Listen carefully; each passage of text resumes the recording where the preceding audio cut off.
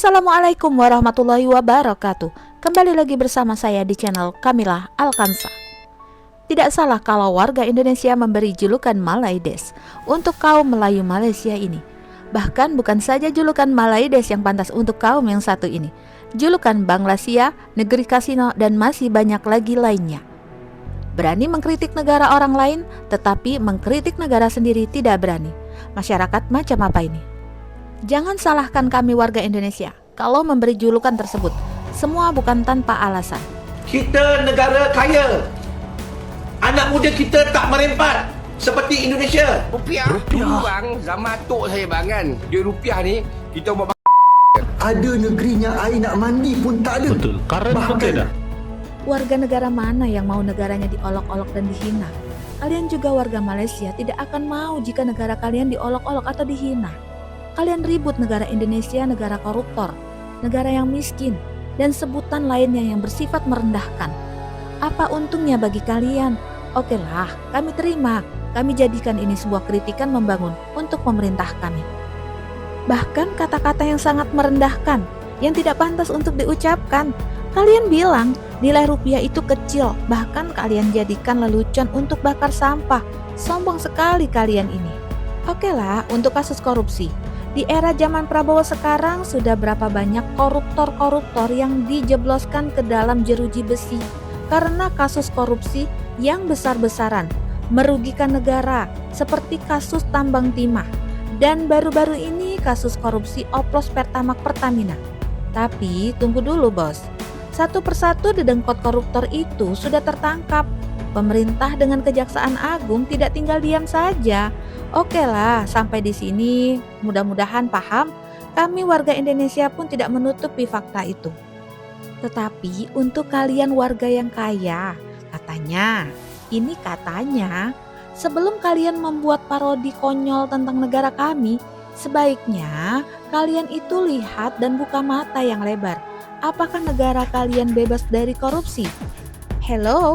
Kasus yang sedang hangat-hangatnya, kasus korupsi yang melibatkan mantan Perdana Menteri Datuk Sri Ismail Sabri Yaakob yang mencapai ratusan miliar. Belum lagi kasus korupsi bahan pangan seperti beras. Jangan pura-pura menutup mata atau pura-pura tidak tahu. Pertama sekali berhubung dengan kes yang melibatkan Datuk Seri Ismail Sabri, iaitu mantan Perdana Menteri yang ke-9. Untuk makluman semua bahawa kita telah membuka kertas siasatan ini pada awal tahun lepas lagi, iaitu tahun 2024. SPRM menetapkan mantan Perdana Menteri Malaysia Ismail Sabri Yaakob sebagai terduga dalam kasus korupsi dan penggunaan ilegal dana promosi dan publisitas semasa menjabat. Ketua SPRM Tan Sri Azam Baki mengatakan, Perdana Menteri ke-9 Malaysia itu telah dikenakan pasal 36 ayat 1 Undang-Undang SPRM 2009 terkait laporan harta kekayaan. Nah, dalam penggeledahan di sebuah kondominium juga ditemukan uang. Jika benar uang tersebut miliknya, maka dia harus memberikan penjelasan, kata Azam di Putrajaya pada Senin 3 Maret 2025. Yang berhubung dengan isu melibatkan keluarga Malaysia, yang berhubung dengan peruntukan dana berkaitan dengan kerja-kerja periklanan, promosi dan publicity dalam menghibahkan agenda kerajaan yang dikatakan bernilai sebanyak 700 juta ringgit. Jadi aduan ini dibuka di bawah akta kami, di bawah akta Suruhanjaya Pencegahan Rasuah 2009 dan juga akta-akta yang berkaitan lain-lain. Daripada siasatan kami telah jangkaan berdasarkan maklumat-maklumat. Nah, untuk Anda yang suka nyinyir tentang Indonesia, semoga berita ini bermanfaat. Dan jangan katakan ini berita hoaks. Kalau negara Anda baik-baik saja, tidak ada yang korupsi, beras di negara Anda tidak akan mahal. Orang-orang tidak akan kekurangan beras. Sampai-sampai mau makan ubi kayu saja daripada beli beras mahal. ini masjid sekarang RM40 10 kilo. Gila bang. RM40 10 kilo. Subhanallah. Gila tak gila weh? RM4 1 kilo. Tolonglah pihak berkuasa, tolonglah pantau harga. Janganlah suka-suka bagi naik. Ni beras kot untuk makan. Semua orang makan, rakyat makan, Perdana Menteri makan. Ha? Weh, gila ke beras macam ni RM40 10 kilo? Makan ubi kayu. Baik aku makan ubi kayu. daripada makan beras. Dari video-video ini, semoga kalian cukup paham. Dan jangan katakan ini berita hoaks yang kami karang-karang. Jadi tolonglah, jika ingin memparodikan keburukan satu negara, lihat-lihat dulu, pantas atau tidak perlakuan seperti itu. Adakah warga Indonesia yang memparodikan keburukan negara kalian? Adakah warga Indonesia yang membuat lelucon keburukan negara kalian? Jika ada, tulis di kolom komentar. Nak telur ayam. Beras tempatan kita bagi ayam makan je, bos. Kau ni memalukan diri. Sebab kita orang Malaysia, orang kaya, makan beras wangi. Beras tempatan import pun kita beli. Makan kita orang Malaysia kot. Bukan macam kono beras hancur makan. Inilah kesombongan-kesombongan warga Malaysia yang seakan-akan negaranya paling makmur, tidak pernah kekurangan.